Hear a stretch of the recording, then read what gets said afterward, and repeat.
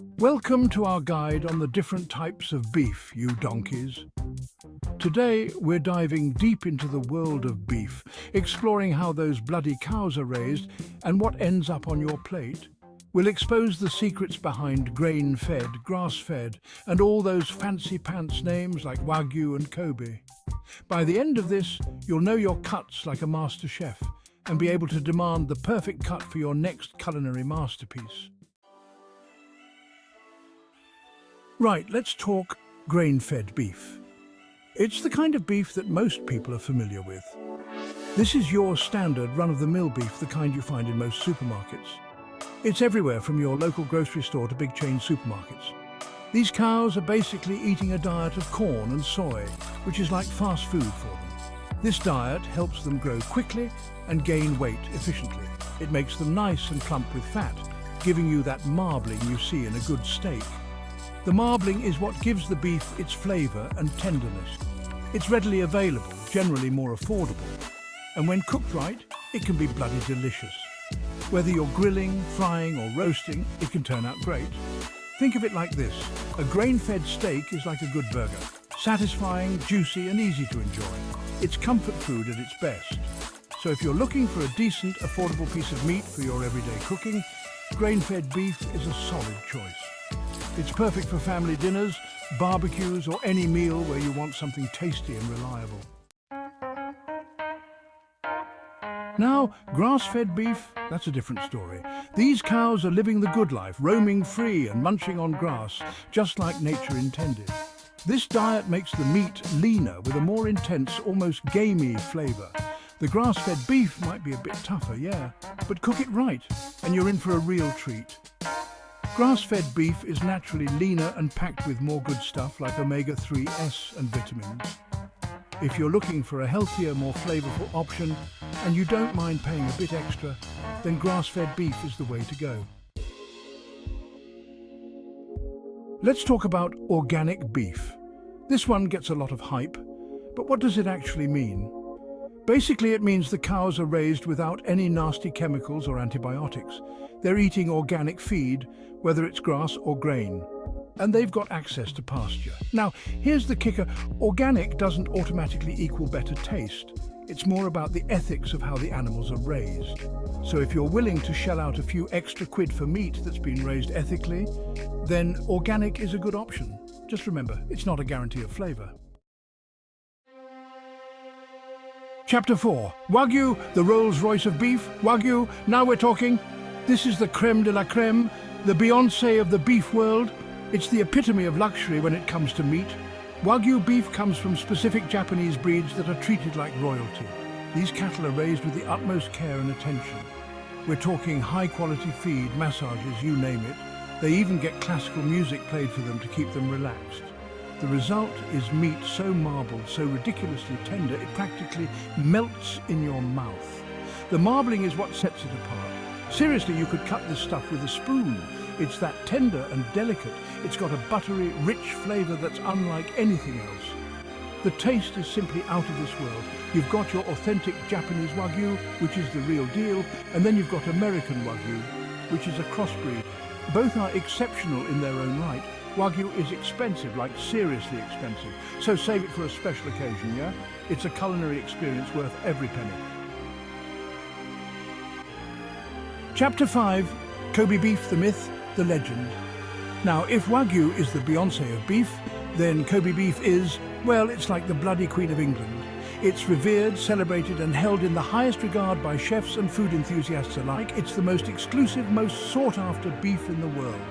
Only a small number of cattle meet the stringent criteria to be certified as Kobe beef. We're talking about a specific type of Wagyu, the Tajima breed, raised under insanely strict conditions in Japan's Hyogo prefecture. These cattle are pampered, receiving massages and even listening to classical music.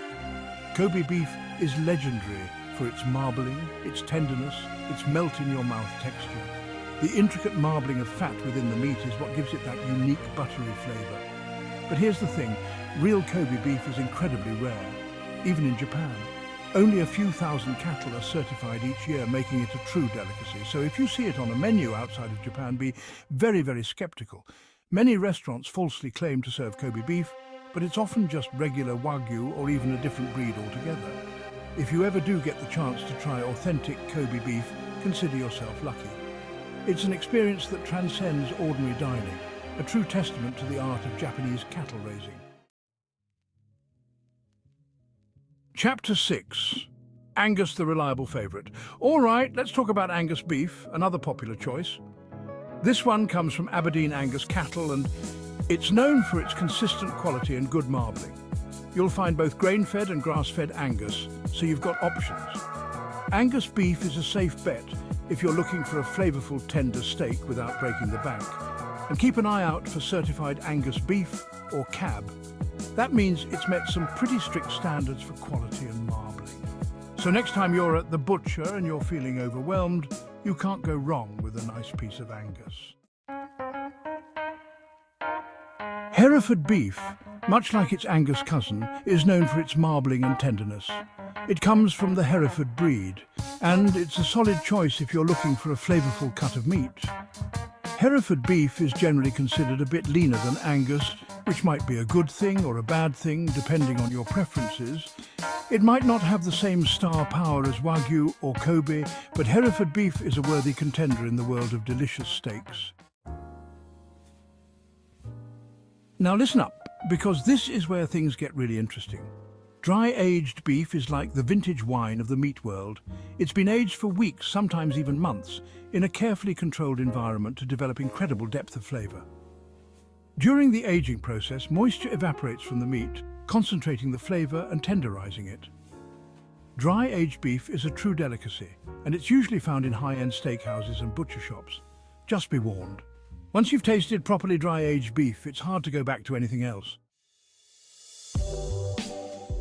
Grass-finished beef is like the overachiever of the grass-fed world. These cows are true herbivores, eating nothing but grass their entire lives. This strict diet results in meat that's incredibly lean and packed with flavour. It's got a more pronounced gamey or earthy taste compared to regular grass-fed beef, which some people absolutely love. You need to be careful not to overcook it, or it'll turn out tough. So, if you're looking for the most natural, flavourful and ethically raised beef out there, grass-finished is the way to go. Chapter 10. Aged beef, wet-aged. The quick fix. Wet-aged beef is like the fast-track version of dry aging. Instead of being hung in a controlled environment, the meat is vacuum-sealed in its own juices and aged for a shorter period. It's a good compromise if you're looking for a more tender and flavourful steak without the hefty price tag of dry-aged beef. It might not have the same wow factor as dry-aged, but it's a reliable choice that won't disappoint. Chapter 11. Simmental, the European contender. Now, let's hop across the pond and talk about Simmental beef. This European breed is known for its balance of marbling and leanness. Simmental beef has a rich flavour that's not as intense as some of the other breeds we've covered, but it's still delicious. You'll find Simmental beef primarily in Europe, particularly in Switzerland and Germany, where it's highly regarded. If you ever get the chance to try it, don't miss out. Chapter 12. Charolais, the lean, mean French machine. Charolais beef comes from a French breed known for producing lean, muscular cattle. Charolais beef has a delicate, slightly sweet flavour that's not as robust as some of the other breeds we've discussed. Because it's so lean, Charolais beef can be a bit tricky to cook. It's important not to overcook it, or it will dry out. But when cooked properly, it's incredibly tender and juicy. Dexter cattle might be small, but don't let their size fool you. This hardy breed, primarily raised on grass in the UK and Ireland, packs a punch when it comes to flavour. If you're a fan of bold, intense flavours, Dexter beef is definitely worth seeking out. Brahman cattle are known for their ability to thrive in hot climates. Brahman beef itself is lean and can be a bit tougher than some other breeds, so it's often used in slow-cooked dishes or blended with other types of beef. While it might not be the most tender cut on its own, Brahman beef adds a unique flavour to burgers, stews and other dishes. Dual-purpose cattle breeds, like Shorthorn or Milking Devon, are the ultimate multitaskers. They're raised for both milk and meat, making them a valuable asset to farmers. Dual-purpose beef is a reminder that we can get more from our resources while still enjoying delicious and nutritious food. There you have it, you lot. A crash course in the wonderful world of beef. Remember, the best type of beef is the one you enjoy the most.